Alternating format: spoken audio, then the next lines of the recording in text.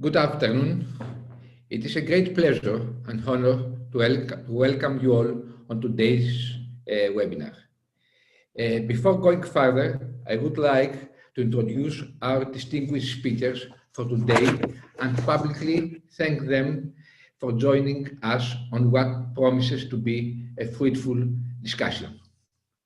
First of all, Mr. Mikulas Dzurinda, President of the Wilfried Martens Center for European Studies, former Prime Minister of Slovakia, and the person who joined Slovakia in the European Union. Mr. Professor Paul Dolan from the London School of Economics and Political Science.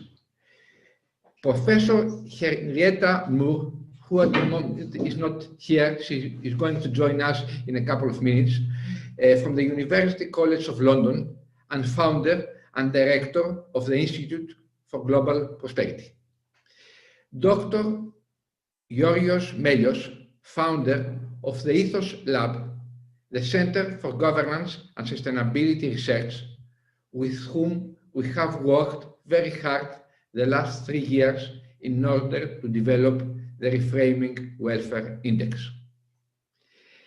The discussion will be moderated by my friend and colleague, Professor Antonis Klapsis from the University of Peloponnese. Although it is somehow strange and contradictory to speak about welfare on these difficult days for Ukraine, Europe, and the whole world, we are here today to make this event happen. Thank you, Mrs. Moore. She just arrived a couple of minutes ago. We did the introduction.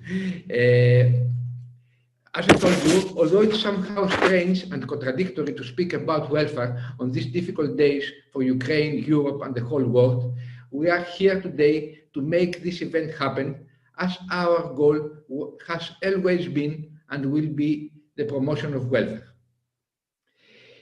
Initially, allow me to present very briefly the organizers of the event, KMOP Policy Center and Ethos Lab. KMOP Policy Center is based in Belgium and was established in 2020 with the aim to design efficient public policies through methodologies that allow ex-ante impact assessment. To do this, we apply, among others, data mining and analytics techniques, research, and social experiments. The Policy Center is an integral part of the broader KMOP group of non-profit organizations. Our group has more than 45 years of activities aiming to improve the life of citizens across Europe and promote social inclusion. Ethos Lab, the Center for Governance and Sustainability Research, is a private research organization founded in Athens in 2019. As the full name of the organization suggests, Ethos Lab is focusing on providing new data and evidence on issues around governance, sustainability, and welfare. The center was founded by teams of academics, practitioners, and policymakers in order to bridge the gap between cutting-edge academic research and its potential policy applications.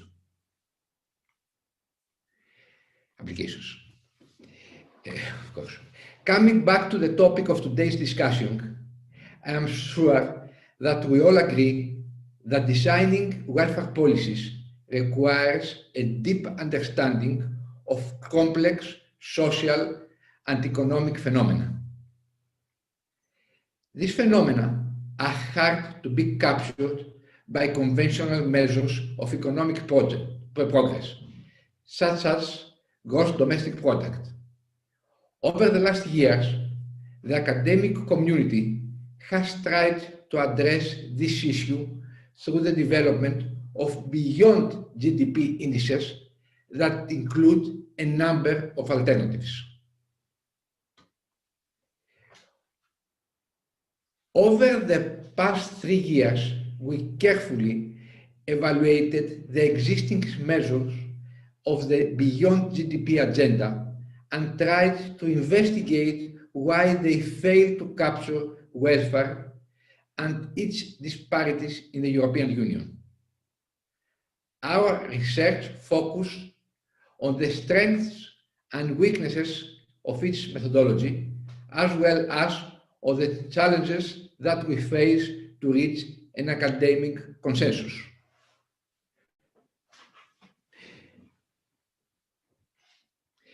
During this event, such a new index will be presented in its beta version, and the Reframing Welfare Index, or its abbreviation RWI.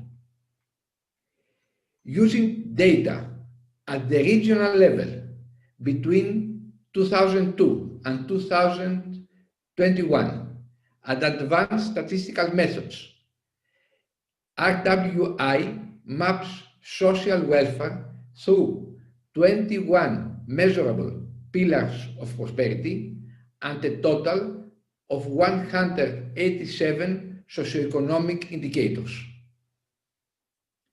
The index as a whole covers almost all interests of society, such as social, economic, political, financial, cultural, and environmental aspects.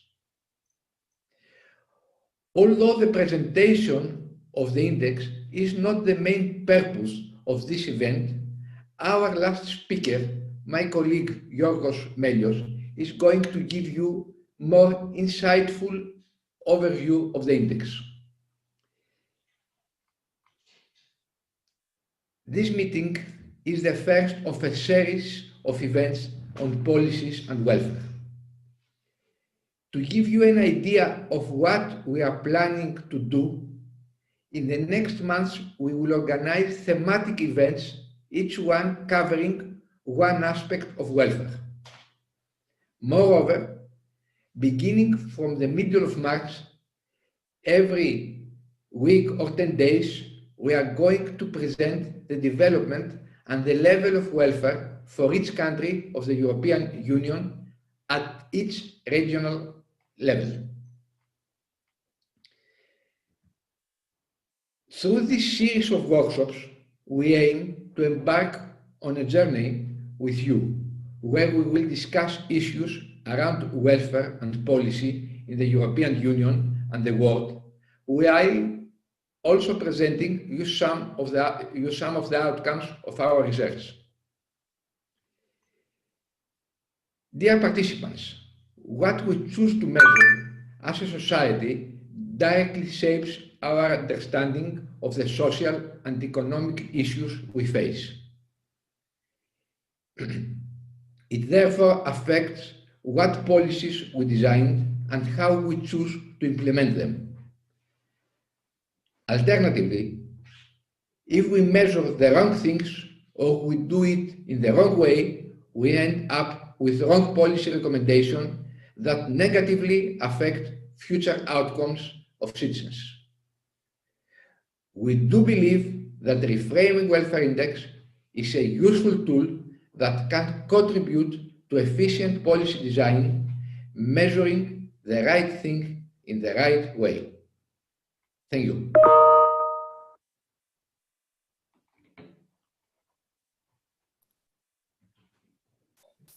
Thanks a lot, Professor Papadimitriou, for giving us this general framework of today's event. You said that it might seem contradictory that today we are discussing about welfare and prosperity. I think maybe that it is the best time actually to discuss the very notions of welfare and prosperity, since these are literally reframed by the tectonic geopolitical upheavals of our time. So maybe the Ukrainian crisis can be a turning point in the way we actually perceive welfare, and we are trying to achieve prosperity. While you were talking, something that Benjamin Disraeli, the distinguished British statesman of the 19th century, once said, that power has only one duty: to secure the social welfare of the people. So I think we are exactly at that point right now, that we need to find a new intersection between politics and society so that we can promote welfare. Without further ado, I will give the floor to our first speaker, Mr. Mikulas Dzurinda.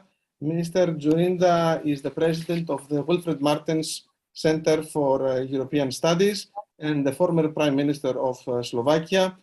He was actually the Prime Minister who paved the way for Slovakia becoming a member of both the European Union and NATO. So I think he is the right person to tell us how he achieved these great aims, and whether tools such as indexes, as the one we are discussing today, can be useful to a politician. And I also have to say, I have to confess that we share something with Mr. Dzurinda. One of the things that we share is our common love for a marathon. We are both marathon runners, and since politics is a marathon, I think he's even a better expert to to present his opinion on the subject. Mr. Dzurinda, the floor is yours. Many, many thanks, dear Professor, dear Antonis. Thank you very much for being invited, and thank you very much for your kind words. Well, you are right. The race, the authentic race from the marathon to the Athens will rest in my memory forever. It was really, really something. But today's topic is a bit different and more serious. Well, the intention to discuss welfare disparities in the European regions is very right and refreshing. Well, in the limelight of the war against Ukraine, as Mr. Papadimitriou has already mentioned, but also in the light of challenges such as COVID-19 pandemic or Green Deal implementation, the issue of welfare disparities may seem like a secondary priorities for some people, especially in these days. Nevertheless, it is a very important issue because all the areas of politics, economic and social policies, but also security, foreign policy, and others converge to a welfare, to prosperity or quality of life. Growing well-being, prosperity, and social welfare represent a universal goal which should be followed by all political leaders, regardless of the level at which they operate. So you are very right, both Mr. Papadimitriou and you, Antonis, emphasizing when you emphasize or prioritize this issue. After all, I remember very well my own political campaign, thanks to which I had become the prime minister of my country. Slovakia was internationally isolated and economically ruined at the end of the last century, in the second half of 90s. We faced an unemployment rate of 20%, regionally of 30%. So it was natural. I went to the campaign with two main promises: to integrate Slovakia into the EU and NATO and double average wages while keeping inflation under control. Thanks God, we met our basic goals during two parliamentary terms. As you mentioned, Antonis, Slovakia entered both NATO and the EU in 2004. And then we started catching up with the most developed European countries. At the end, we succeeded, thanks to courageous reforms, especially in the area of taxation and social policy. Our main slogan was convergence. I still consider the convergence indicator expressed in GDP per capita relative to Germany or the EU average to be the most important measure of our work. Indeed, for 2 decades since taking power, it means between 1998 and 2018, the Visegrad 4 economies, it means the Czech Republic, Poland, Hungary, Slovakia, we had managed to close the initial gap in GDP per capita relative to Germany, the region's anchor economy, by some 20 percentage points, reaching out 60% German GDP per capita, 60%. The conclusion of the Aspen Institute research in Prague at that time reads: at this rate, it will take another 40 years before German levels of income are reached. And should the convergence slow down at higher income levels, as economic theory predicts, it may easily take close a century. Close a century. So it is obvious that citizens of the Visegrad Four cannot accept such a perspective, nor citizens of other EU regions that are lagging behind the most developed countries. Significant welfare disparities in the EU should also worry countries leading the prosperity rankings, not only those lagging behind, but also the leaders, because a different level of social well-being or income inequality represent a source of internal EU instability. One small example. Last summer, when the pandemic allowed, I spent a few days in Rome. At one meeting with young people, I was exposed to questions about the sense of the European reunification. I was a bit surprised, and then I tried to turn our positions, asking them to respond such a question first. I got the answer that they saw some advantages or profit just in a free movement across Europe and in the Erasmus program. Nothing else. No single word about prosperity, about welfare or social mobility. I am confronted with similar views and opinions during my trip across Europe quite often. Why integration was so important? We do not feel the profits, the benefits. So it shows that something is not working as good as we planned in our European project. Despite such instruments as the structural or cohesion funds, or very recently introduced new generation EU instrument for post-pandemic recovery that intends to enhance European centripetal trends and tendencies. Despite all these instruments, the mood of people is that something is not working well. At the same time, I realize we cannot narrow the reduction of social disparities down to economic categories only. I mean to the GDP per capita expressed in parity purchase power or wages or income. It is not enough.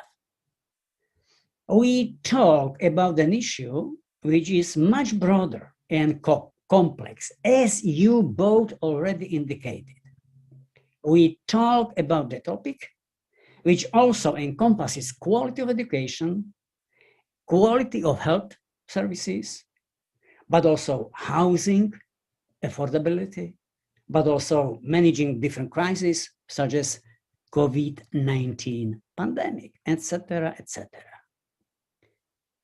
Apart from managing the pandemic has shown just how important the quality of health services and education are, especially in the times of social media availability, when people face an unprecedented level of disinformation, propaganda, and fake news. Housing affordability, especially for young people, is now a huge issue in almost every member state. The high inflation represents a threat for people with mortgages. Soaring energy prices represent a threat for low-income groups of people. Sustainability of public finances in our national economies gets to the fore of our attention. A very, very complex package of different emphases. So a natural question is how to measure such comprehensive phenomenon as welfare is. There is no illusion in my mind that we can cover the whole topic, how to measure the welfare disparities in the European regions and design tools to eliminate them. However, it is obvious we need to identify these disparities and quantify them as precise as possible. Only then political leaders can adopt effective decisions. When I heard for the first time about your work, about the index with so many pillars and different indicators, it was very interesting and very encouraging recognition for me.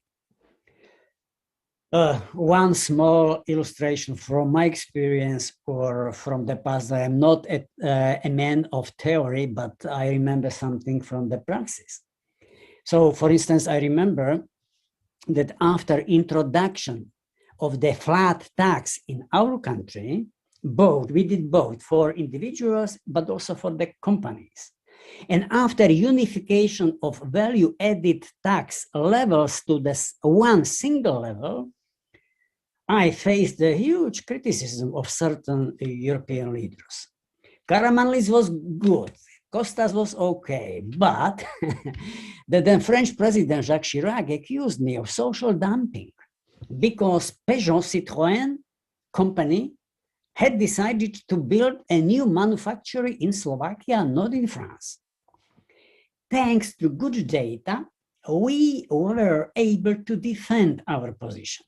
I argued that while the labor costs got down due to the decreasing of income taxes, the consumer prices got up due to the higher level of VAT, value-added tax.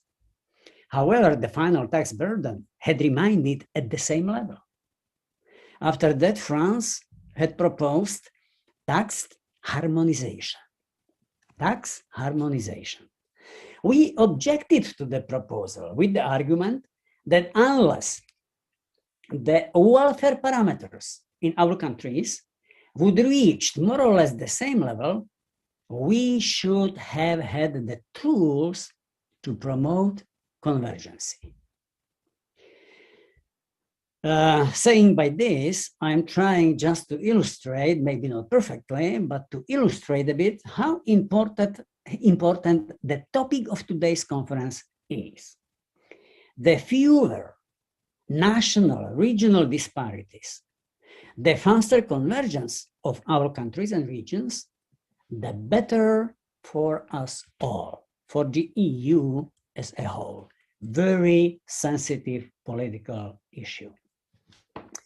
Therefore, I would like to highly appreciate the research of Professor Klapsis and his colleagues, as well as your willingness to share the results of this research with us. Political leaders can adopt good, effective, and sustainable decisions only on the basis of good, real, right, complex data or parameters. Political leaders can adopt good decisions only then when they recognize all relevant trends and when they understand that trends. And maybe, dear Antonis, the final remark. At the end of the French EU presidency, the Conference on the Future of Europe will culminate. The conference has become a platform at which political leaders, but also non-governmental organizations, academic institutions, but also citizens are welcomed and invited to promote their ideas, their proposals, focused on making the EU sustainable and more attractive, more competitive, more attractive. It seems to me that your activity can be considered as an inspiring contribution to the common good. Therefore, I would like to thank you, to congratulate you, but also to encourage you to the future ones. Many thanks, dear Antonis. I'm looking forward to our debate. Many thanks.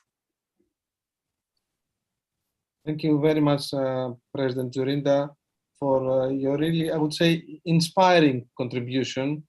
And I think it came at a time that we needed this inspiration for many reasons, at a time when the war in Ukraine are actually affecting the core of not only of welfare and prosperity, but it also challenges the fundamental basis of welfare and prosperity, which is peace, security, rule of law, including international law, and so on. And if there is something really important in this new index, it is the fact that it takes into consideration not only financial or economic aspects of welfare and prosperity, but also notions such as peace and security and so on.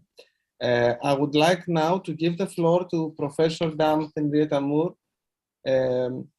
Professor Moore is the founder and director of the Institute for Global Prosperity and the chair in Culture, Philosophy and Design at University College London. I have to say that she's a truly leading global thinker on prosperity, and we are very honored to have her here with us this afternoon. She devoted much of her precious time in order to be with us today, and I would like to give the floor to her so that she can present her own views on the subject. Professor Moore, the floor is yours. Thank you. Thank you very much indeed. Thank you, Professor Klapsis and dear colleagues, for welcoming me to this event. I'm really thrilled to be with you and very honored. The Institute for Global Prosperity is a transdisciplinary research institute, and our central mission is to rebuild and redefine prosperity fit for the 21st century. So this conversation we're having this afternoon brings together a number of leading figures in this field, and as I said, I'm honored to be amongst them. In the IGP, our current thinking is focused on how to repurpose our economies to deliver quality of life, secure livelihoods, and economic and social well-being for people and planet. And of course, as we've already heard, to continue to move away from GDP as a measure of all that matters for us, and indeed as a measure of economic growth. The questions we have gathered today to address are, I think, the key ones. And I want to start by suggesting that policies that can improve people's lives and welfare sustainably over the generations can only happen if we do a number of intersecting things or take a number of actions together. And these actions are, I think, to adopt new ways of measuring what we value by developing a prosperity index for Europe that is citizen-led, creating new methods of social protection with a new basket of public goods to replace the inadequate safety nets currently implemented across our various countries, reform taxation systems to fund this new basket of public services, and really change our whole vision of the welfare state of the 21st century to enable us to meet our net zero requirements. And in addition, I want to say that I think the role of digital citizenship, digital technologies, and data will become even more prominent in our societies and economies, and in our way of thinking about how we can deliver this new basket of public goods. So these are the things I think that have to come together in some kind of matrix. They are indeed the various themes of work that the IGP has been researching and working on in our various projects and in our prosperity co-laboratories across the globe. Can I have slide 2, please, Rehan? So nations, as we all know, have currently been pursuing extractive policies for growth and economic value at the expense of social and environmental value, and have therefore exacerbated the climate issues and the social fragmentation we are all experiencing. Our prosperity today and that of future generations depends on safeguarding, managing, and regenerating the natural resources and biodiversity of our planet. And this cannot happen, as we all know, without the consent of civil societies and citizens across countries. And when we take that into account, we see that in the future, as we adapt to these challenges, that social cohesion will be what drives economic value and not the other way around. And hence this necessitates or will necessitate a new and socially innovative approach to foregrounding new metrics that value social cohesion, quality of life, and prosperity at the local level, where the various forms of social value delivered by citizens can actually drive economic value and new forms of local value creation and innovation for Europe.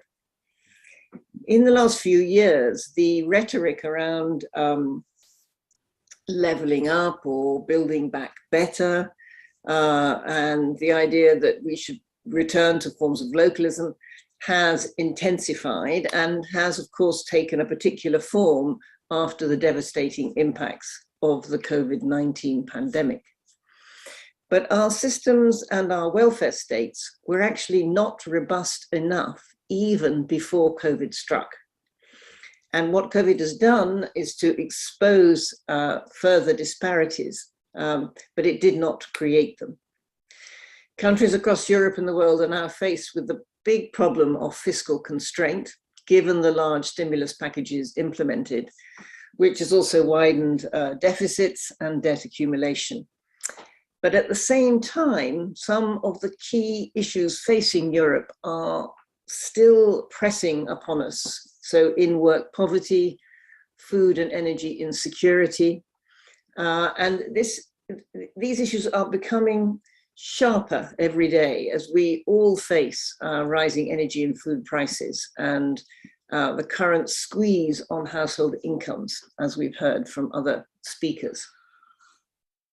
I think the point I want to emphasize perhaps is that the character of welfare and social protection has changed. When these welfare systems were developed in the 1940s and 1950s and 1960s, the idea was that education and health were the key services that would enable people to participate socially and economically, and that they should be provided by the state. And in a way, perhaps those met the needs of the 20th century. But now I want to say that we need a new basket of public goods and services that will coincide with and match the new forms of social and economic participation that we see in society and in our labor markets, and indeed in light of the environmental pressures that we are now facing. And so we can't afford to resort to the same traditional macroeconomic approaches that have repeatedly failed to address these widening inter- and intra-regional inequalities and that continue to contribute to social and economic exclusion. So to help us perhaps in some of our discussion this afternoon, I want to propose a series of recommendations and policy interventions that I think could help to address these inter- and intra-regional difficulties across Europe.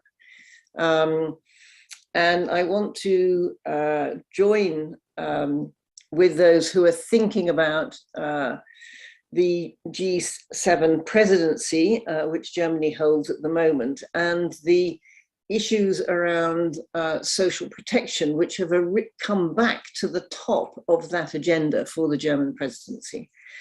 And these policy recommendations connect to a number of key areas. One is universal protections, one is prosperity indices, which we've been talking about, one is universal contributions or reform of the tax system, and the last, as I've suggested earlier, is a new understanding of what we mean by digital citizenship.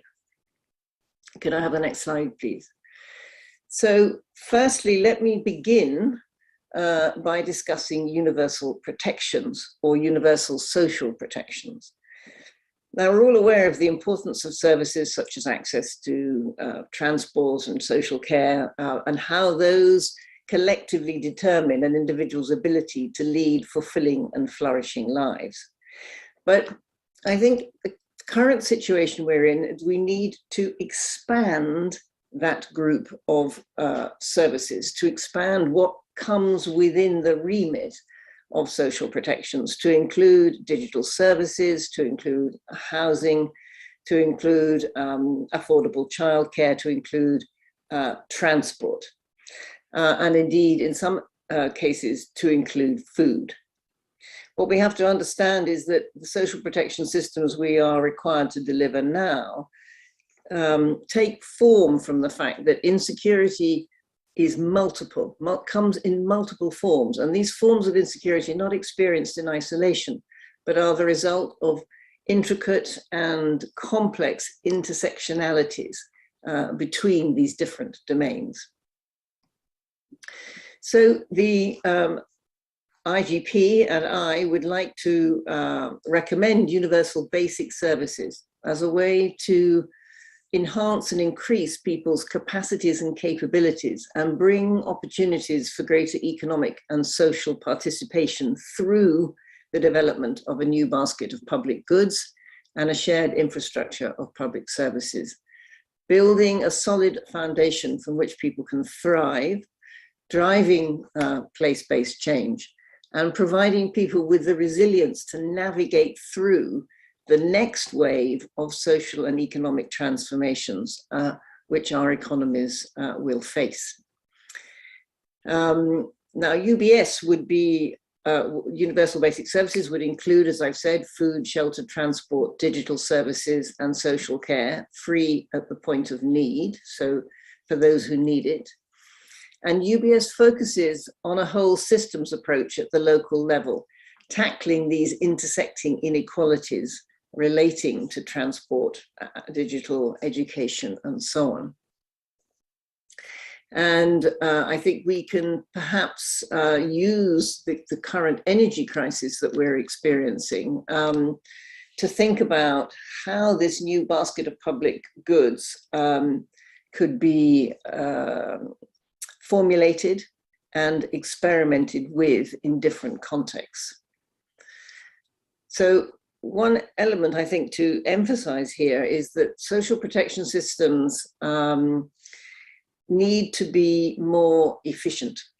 They need to be not dependent on economic growth, but embedded in the social infrastructure of communities through provision of access, which will make those communities themselves more resilient and more crisis resistant.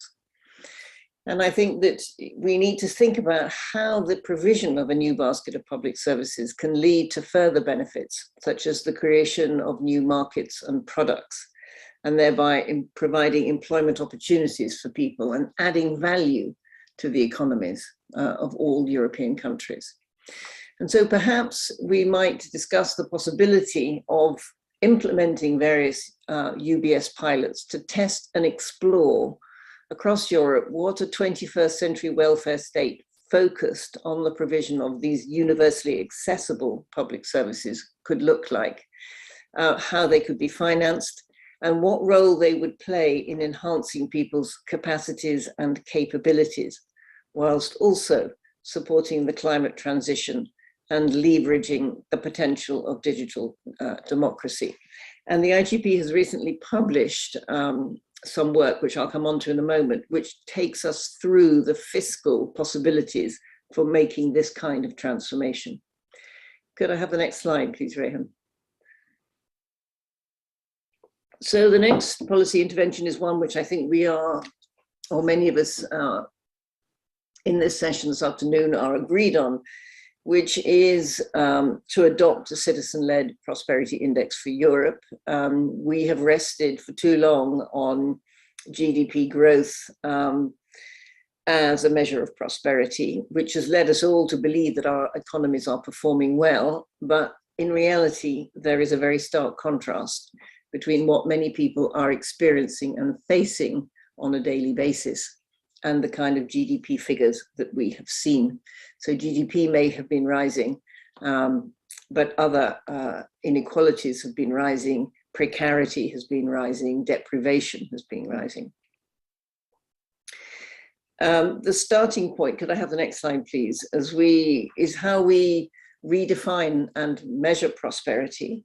And it's a matter really of acknowledging, I think, that prosperity and quality of life are driven by a set of interconnecting and intersecting factors. And some of the work that the IGP has done in East London, which is a series of areas or boroughs in London, administrative areas, which are very challenged economically and socially. We have used our work there to develop this vision of what makes up the elements of a citizen-led prosperity, which you see on the slide in front of you, with 5 pillars and 15 headline indicators that are important for those communities. And one of the things we could discuss later on in open discussion is how we deal with the fact that ideas about prosperity can vary and do vary from one community to another. Can I have the next slide, please, Rehan? Following on from that, what I would like policymakers and governments across Europe to do is to refocus their attention on what supports prosperity and what makes life worth living. We do need a redefinition that is less concerned with aggregate economic wealth and growth, like GDP, and more attentive to the things that people really care about and need. And in the work we've done, we have found those things to be secure and good jobs, of course, good public services, a clean and healthy environment, social and economic inclusion, and democratic participation, and planetary and ecosystem health. And these are the foundations for what we're calling in our work, secure livelihoods. And so when we speak of an economy of belonging and of livelihood security, we speak of this infrastructure of services, resources, and participation that are needed to contribute to everyone's ability to get by and to lead the life they want. And so the measurement of prosperity that we're interested in has to be citizen-led, because it has to capture what matters for communities in different places and spaces. And this is a real challenge for macroeconomic policy, because the locale and the spatial coordinates of this work is neither the micro nor the macro. It's better understood as a kind of meso-community level. And it's understanding the intersecting and interconnecting factors at the meso level that becomes and has proven to be most important for understanding what we can do to bring about change to improve quality of life and improve people's prosperity, and thus address the causes of these intra and inter-regional inequalities. And these place-based approaches at the meso level really need to bring about a kind of ecological whole systems approach to how we think about our economies, and bring into consideration not just the things that we normally think about, but also the regeneration of our water, our soil, and our food systems, in order to drive positive impacts, new forms of livelihood, new kinds of value creation and markets around green job creation. And I think that one of the things that's important is that policies need to start from the premise of societal benefits rather than simply from the premise of economic benefits in order to improve prosperity and an economy of belonging.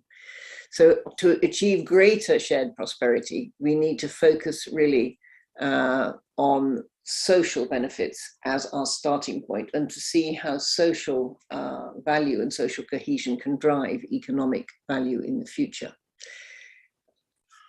Can I have the next slide, please, Rehan? So the next policy intervention I want to talk about very briefly is universal contributions and tax reform. There is a perceived conflict in policy between a need for more universally accessible social protections and the limited scope for fiscal expansion, particularly post-COVID. And that means that in order to pay for the things I've been talking about, we will need some form of fiscal reform. And we will also need a dramatic increase in the efficiency and efficacy of our social protection systems. And these are major challenges. The social protection systems of all advanced economies have been under strain for decades now, from deindustrialization, in some cases from aging demographics, and from the requirement to put money into carbon net zero.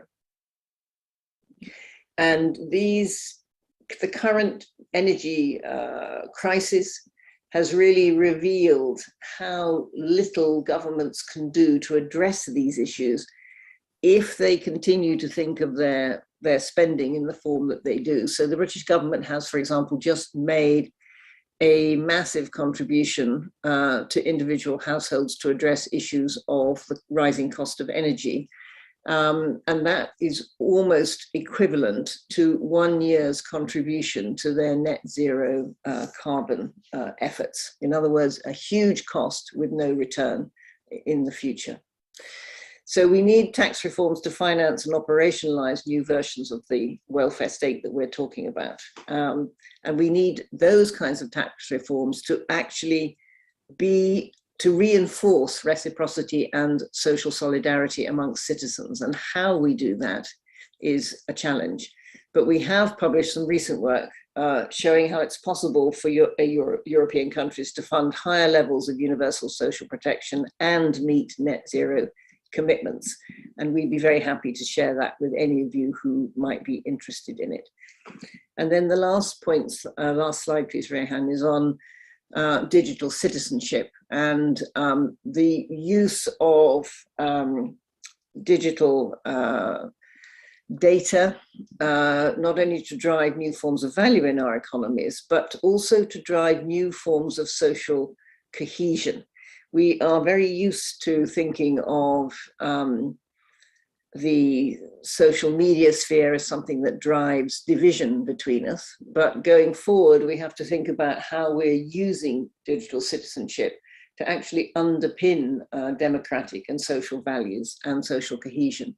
And we need to think about how to use data much more ambitiously to improve the efficiency and productivity of this new basket of public services that I have been discussing.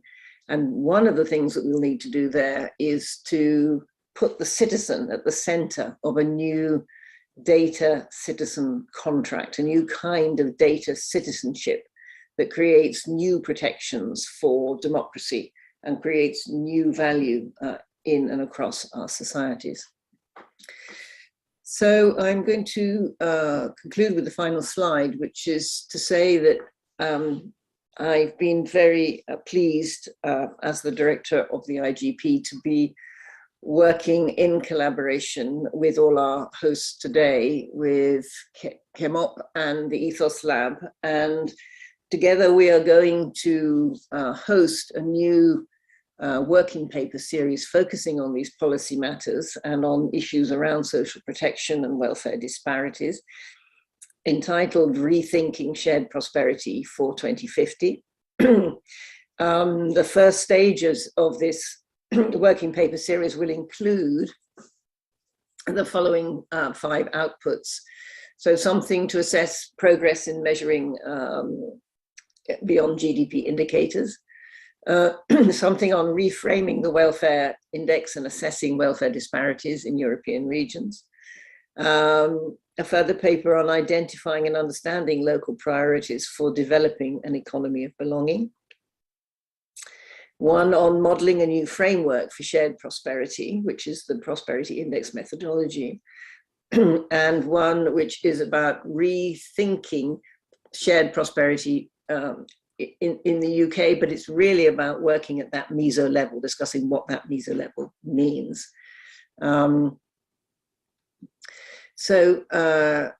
In conclusion then, I'd just like to say that we can't hope to level up and deal with the growing divides in our society and with the failures of prosperity until we cure ourselves of our fetish for GDP, until we accept the failure of current policy making and also stem the decline in civic and political participation, which of course, as we're talking, takes a particular and alarming form for all of us, and a particularly tragic form in Ukraine. Policymakers across Europe have an opportunity now to discard decades-old approaches that really try to just fiddle and at the edges with superficial reforms. And they have a chance now to seize an opportunity to take a radically different approach, collectively reimagining the foundations of our economies, redefining what we mean by prosperity, to include an emphasis on quality of life for all, and reformulating policymaking to be genuinely inclusive. So let's hope that we can implement a local universal basic service pilot across European nations, that we can create citizen-led prosperity indexes for Europe, think about reforming our taxes, and work out what it means to be a digital citizen in the age that we are living through and in, so that we can create new economies of belonging for all of Europe. So thank you very much to all of you and for listening to me. And I look forward to discussing and to hearing your views in the panel discussion that follows. Thank you very much. Thank you very much, Professor Moore. It was an honor and a privilege to being able to listening to what you have to say. And I think it is very important is that you highlighted the multidimensional aspect, features of prosperity. I think also your multidisciplinary approach on things is very important and gives a new perspective on how to perceive prosperity and welfare and so on. Now I would like to give the floor to Professor Paul Dolan. Professor Dolan is a professor, of course, at the London School of Economics and Political Science. He's a professor of behavioral science, and he has devoted much of his energy and his thoughts on the notion of well-being, and this is what he's going to discuss today. So, Professor Dolan, it is also a privilege and an honor to have you with us today, and I would like to give you the floor so that you can present us your views on the subject. Yeah, thank you. I'd just like to clarify something about the timings, because I have it in my diary that this is due to end at 5:30 when I need to go to my next call. We still need to hear from me and from George and to have a discussion. So I must have missed something in the allocation of time. But given that I want to allow George at least 10 minutes to discuss what he wants to say, given that we should have at least 10 minutes of the discussion at the end, I will talk actually probably just for about 5 minutes, because I think it's really important that we have opportunity to talk about these issues in the panel and not just to present ourselves. So I will just take maybe even less time than that, just to outline what we all already know is that 2,500 years of ethical discourse haven't managed to resolve what substantively societies should be striving towards. And we're not going to be doing that in the next 28 minutes. What we can do is be clear about what objectives policymakers have traditionally focused on and which ones they might additionally focus on as we move into the future. And of course, as Henrietta rightly pointed out, economists have traditionally focused on measures of economic growth. And that's not because economists are fixated, although some of them are, of course, on income. It's because more income allows people to satisfy more of their individual preferences. And it's that preference satisfaction account of welfare that lies at the heart of economics. It's the idea that if you give people more money, it enables them to satisfy more of their desires, to buy more of the things that they would benefit from, to increase leisure time or to increase work time or to buy more goods and services. So that's the first measure of welfare that philosophers have typically focused on: preference satisfaction, giving people more of the things that enable them to satisfy their desires. What Henrietta has drawn our attention to, quite rightly, again, is a focus on what philosophers have called objective lists. Ideas are notions of welfare that are good for people, as defined by some either participatory process or by philosopher kings, or however they come about, but they are, securities and health and all the things that she has on that list. And I think they provide a very good benchmark for judging social progress.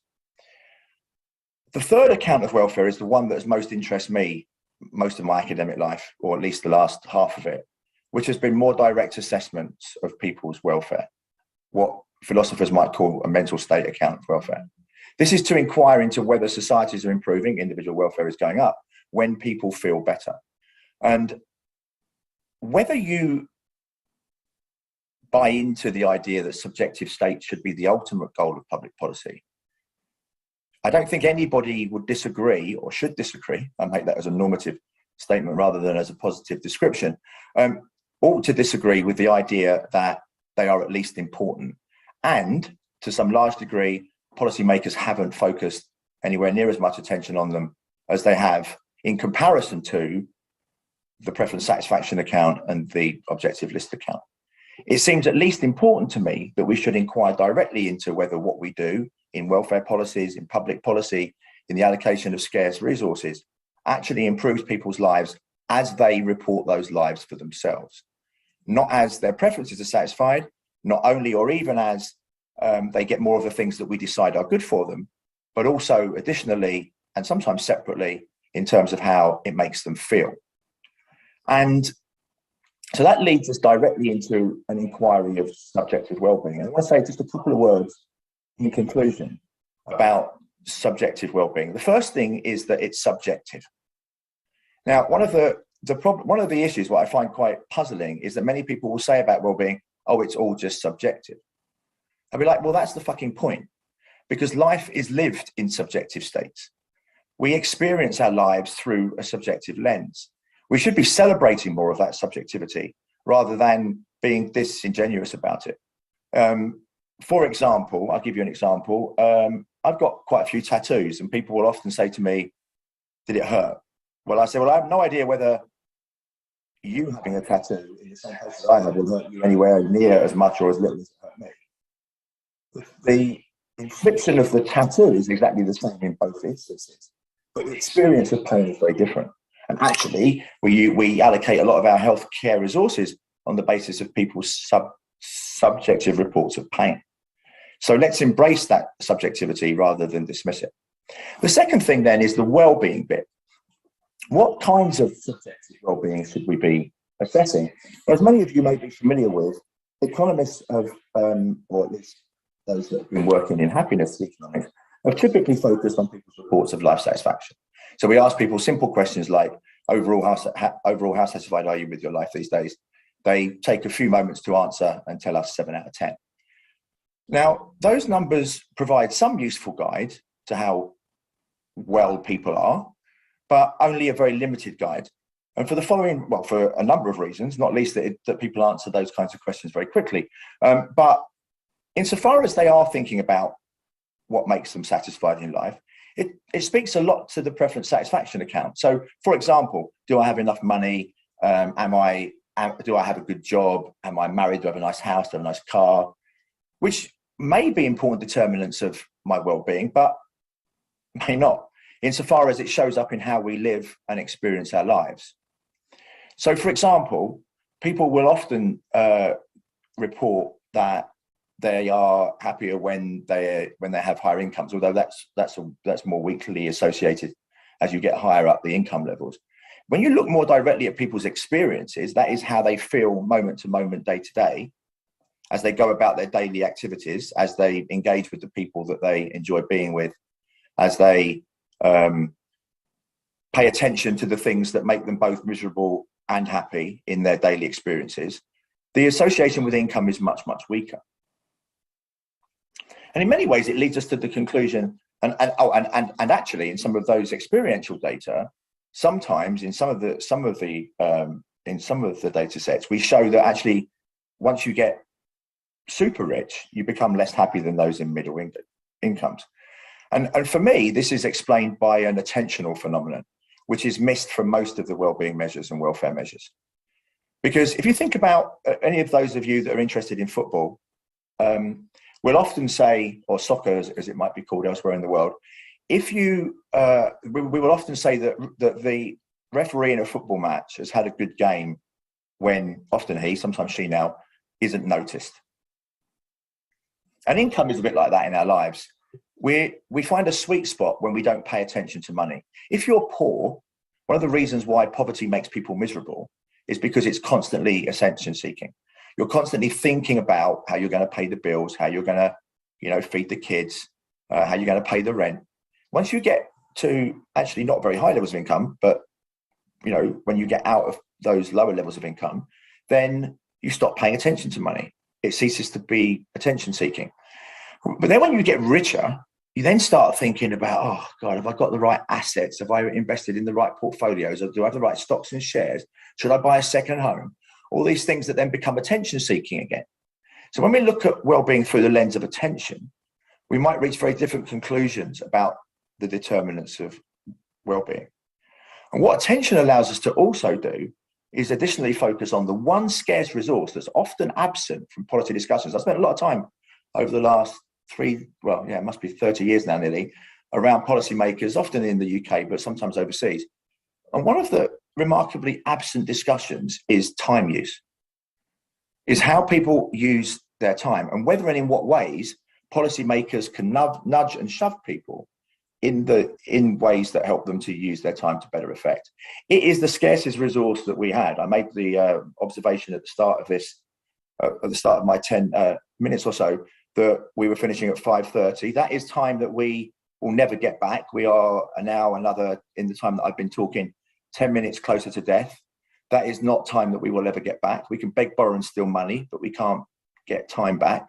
So I think focusing directly on the subjective well-being of people as they live and breathe and experience their lives enables us to, in the very least, capture more of what is important to individuals and to society. Thank you.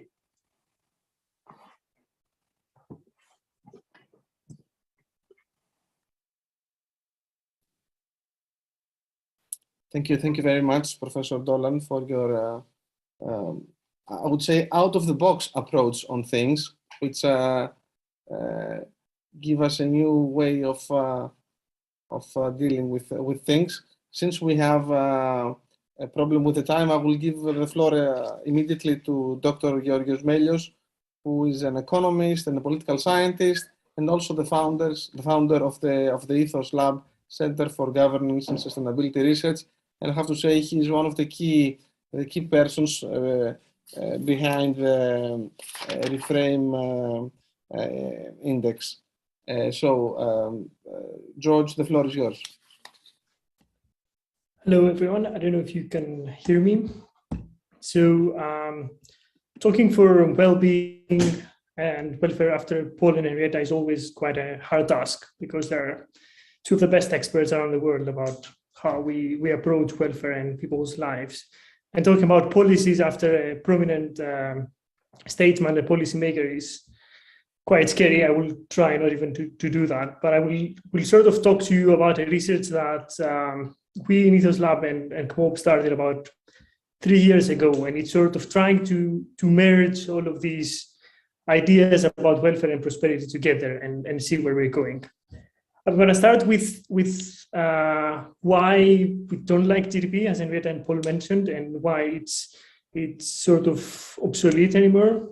And I'll try to point out one of Robert Kennedy's speeches that was quite prominent when he ran for the US presidency, where he said that GDP measures everything except all of the things that makes our life worthwhile, except of everything that actually makes our life have good quality. And since then, of course, the academic community has evolved a lot. Now there are more than 25 alternatives of welfare and social progress indicators. If you account for the regional ones or the small ones that government around the world make, it's more than 100 of them. and all of them have some sort of different approach to the topic. These indexes have quite a few strengths, but also quite a few weaknesses. The first and more important strength that all of these Beyond GDP agenda has is that it pushes new topics for policy around the world, and it sets new topics for agenda cities. So poverty came into the discussion, welfare inequalities and disparities came more prominently in the discussion, climate change in the environment, life security. So these sort of indicators for the first time mapped what is going around in societies around the world, and they push towards the agenda of policymakers topics that we should care more when we approach welfare. The other additional strength that they have is that they basically made a lot of these things that NGOs or civil society organizations or academics have been discussing about for decades. They made them policy relevant. So they gave him a form of importance for statesmen to follow. And they also helped citizens understand two more things. The first one is that the dimensions of social welfare and disparities are quite a lot, and we need to pay attention to a lot of them. And they're more relatable. It's not just a growth or a GDP or an investment indicator that we have to follow that nobody really understands, and citizens do not really care about whether it goes up or down, except of what they face on their lives. But of course, they have a lot of weaknesses, and most of these weaknesses are either methodological or conceptual. The first weakness that I am focused on in most of my academic work is that they are static. Most of the indicators around the world at this moment, they are just seeing the world from whatever perspective they choose to, but these indicators, they stay there on time. You can't compare them across time, and they just give you a reflection of where a society is in comparison to another society. But you cannot really look at progress. You cannot really look at whether you're going somewhere or not, and how it works. Most of these designs are also top-down. So there is a bunch of experts that design them, and based on that, they take decisions about how people's lives work. I'm very glad to say that Henrietta's Institute of Global Prosperity is one of the only institutes in the world that is leading a citizen-led design, where citizens actually have a word and responsibility of what they say is important for their work. And the other big problem that economists always ignore is that they are only looking at the mean person, or at the mean society, or at the mean of every country. We don't look at distributions and how people within a society live. We don't look at marginalized people. We don't look at people that face the severe consequences of the economy. So what we did over the last few years is basically we focused on two things. We looked at what everyone else is doing in comparison in terms of indicators and what they sort of describe. We looked what the data show us, at least for Europe, and we tried to merge it into a sort of new understanding of welfare. So what we found from analyzing the existing indicators is that, first of all, what Paul mentioned as subjectivity and what Henrietta mentioned as context and as in terms of locale are two things that matter a lot. So we need to take a lot of care in understanding what context and subjectivity are when we account for these indicators. The second thing is that disparities and the distribution effects in a society are quite important. And the third one is that if we do not sort of address what this static design does and doesn't allow us to account for time, we're not going to be able to sort of understand welfare better.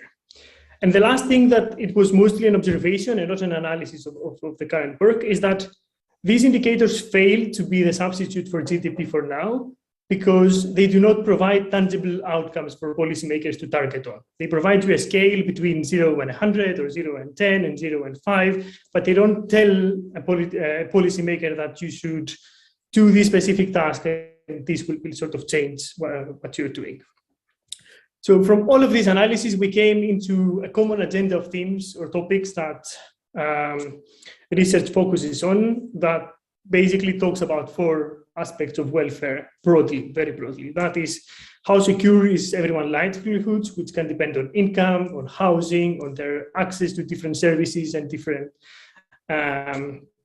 and different goods, what Henrietta called the universal services, the governance and the systemic inequalities that are provided by institutions, and how a society is built, how stable our economies are and how open, and what is going on with the natural capital and the environment.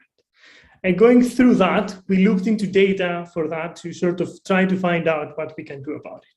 So in terms of context and subjectivity and disparities, looking at data, we found out that looking at the regions instead of countries, or instead even of neighborhoods, provides enough evidence to work on with data and understand how outcomes are sort of distributed in society.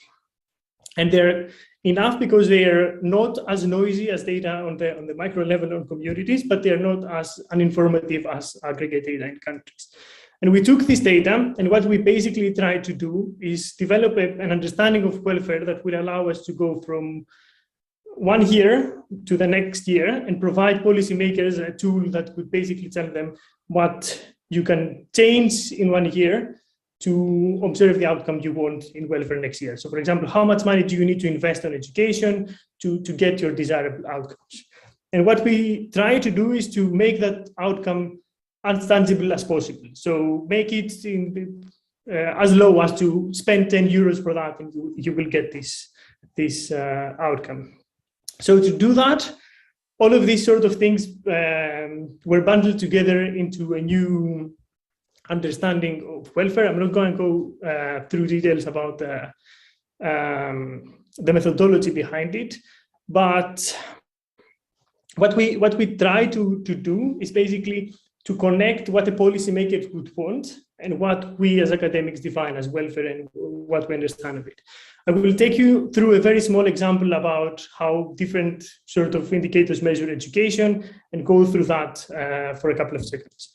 So when a policymaker tries to approach education and educational outcomes today in society, they have teacher to student ratios, how many years are the students attending school, how many people are sort of following lifelong learning in their lives, what is sort of the quality of education. But they don't really tell us how we got there. They just give us a static image of what goes on at the specific moment and not what actually goes behind it. So what we try to do is connect all of these single outcomes to money expenditures. So we're going to find out how much investment goes behind that from the government and from private individuals, and how that goes from 1 year to the next one, and how it changes all of these indicators.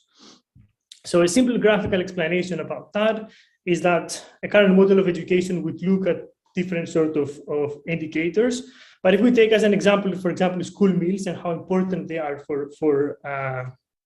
for society, we don't just take the number of school meals. We're trying to find what is the incremental investment change of school meals, what was the previous level of school meals, and what is the new one for every year, so that we can calculate how much that counts into an index of education. So the outcome of all of these things is what Piros introduced in the beginning of these seminars, is the Reframing Welfare Index. This is a new composite indicator that we built for Europe that goes into the regional level, that has about 180 indicators which evolve over time, and more than 2 million data points over the last 2 decades. So it's a quite well-developed and well-structured data tool. You can find details about it on the website reframingwelfare.com, which is sort of on the beta stage at the moment, so it keeps updating, but it will be there.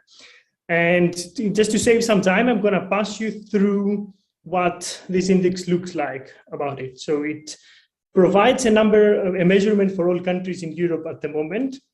And then it gives you details about how these effects of welfare are distributed in different categories of these indicators for every region of every country. This, for example, is how Austria would look like. And then it also gives you information about how all of these indicators were produced in comparison to the previous year. So we developed the time series and cross-sections of about 20 years for about 215 regions across Europe. Now, we think that is important because it can be used by a number of actors around the world. Our main focus is policymakers and governments and regional authorities and people that will actually want to implement and design policies. But I think it can also be used by academics and and corporations in order to see what sort of impact do they have on their local community and how that evolves. Now, is this the best tool that we have? I would love to argue that it is, but I'm not. I'm going to tell you that there are a number of things that we need to do, not just us, but as an academic community to get into a consensus about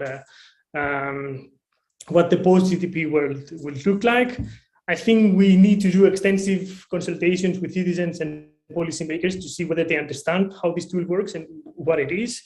We definitely need Henrietta's approach on how we get citizens involved in the process and what their input is. And we need to expand more understanding of how big data and data analytics and real-time data go through societies and affect these sort of outcomes.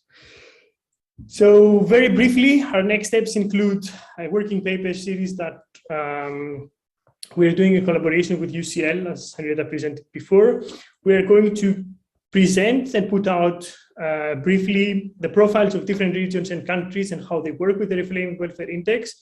And we're going to provide a new expansion about non-European Union regions and the United States over the next year or so. And to allow for some time for discussion, I'm going to pass over the slides and stop here.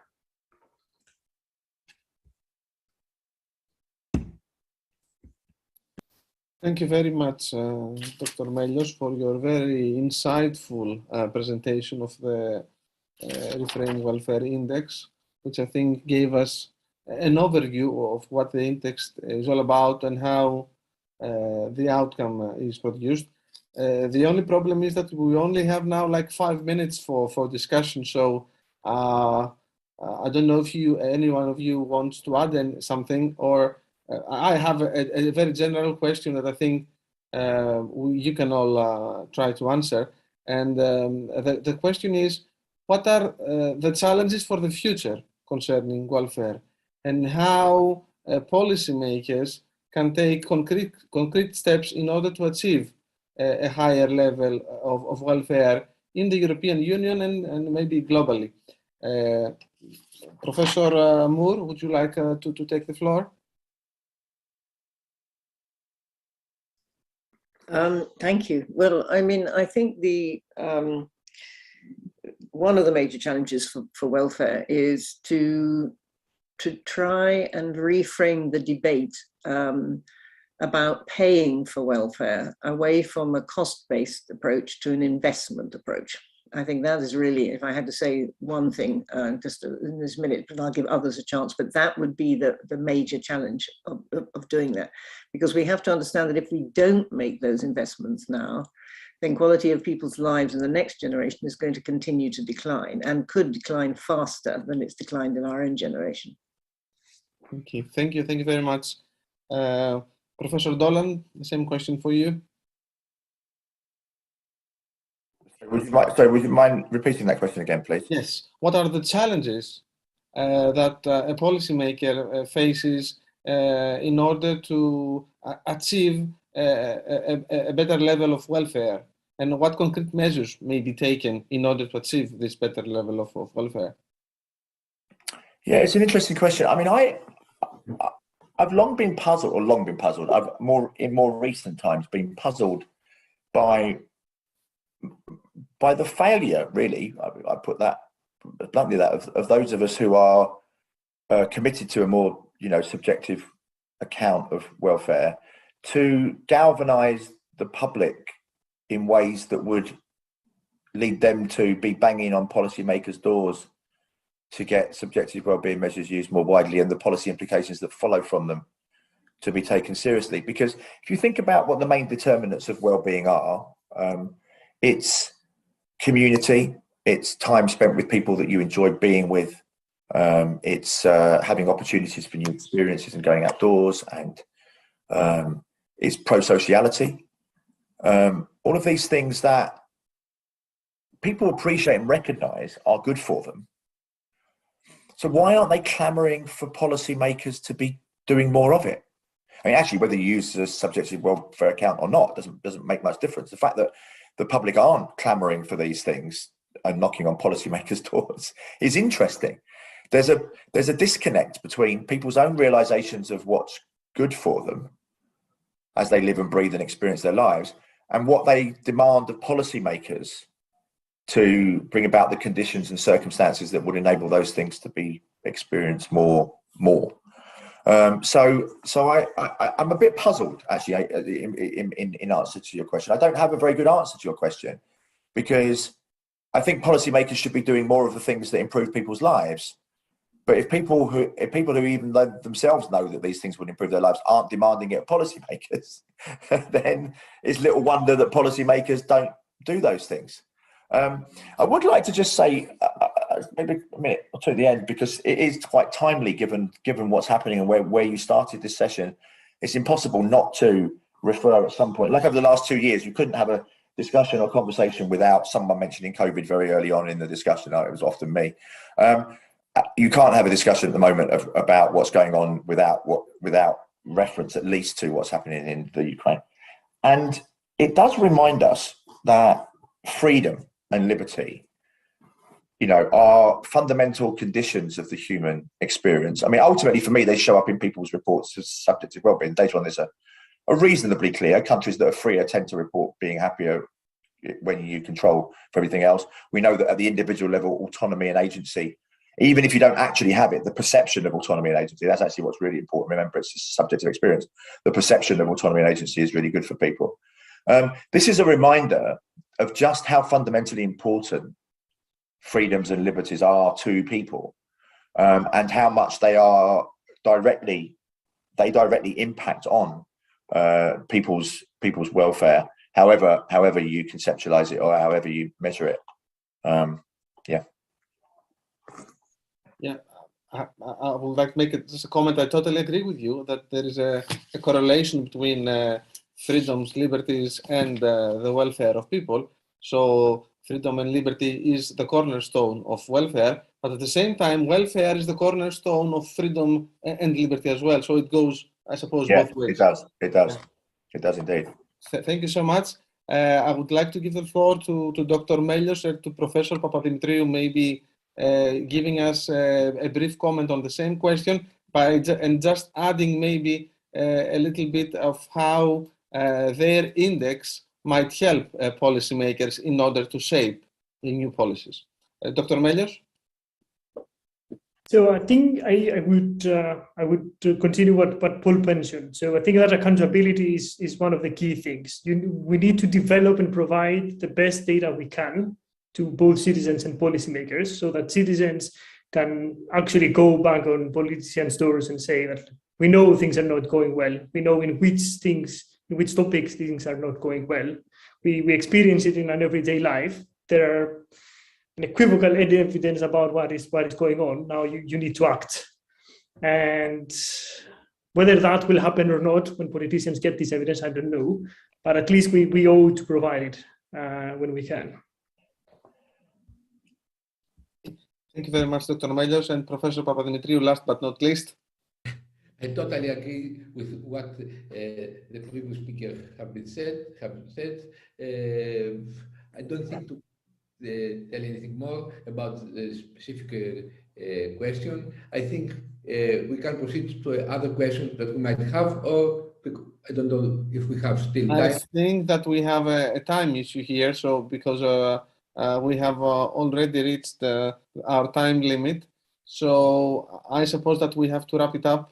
And I would like to thank each one of you, the speakers, for being here with us, for presenting your views on a very crucial subject at a very crucial time. As we mentioned at the beginning, we are at the crossroads of history, and history is being written both in a negative but also in a positive way. So I would like to thank President Mikulas Dzurinda, Professor Dame Henrietta Moore, Professor Paul Donald, Dr. George Melios, and of course my dear friend Professor Pyros Papadimitriou. I would also like to thank all the members of the audience that attended this webinar, and I'm sure that we will have more opportunities in the near future to discuss similar things in the activities of KMOP Policy Center. Thank you all of you so much. Thank you. Thank you very much, Antonis.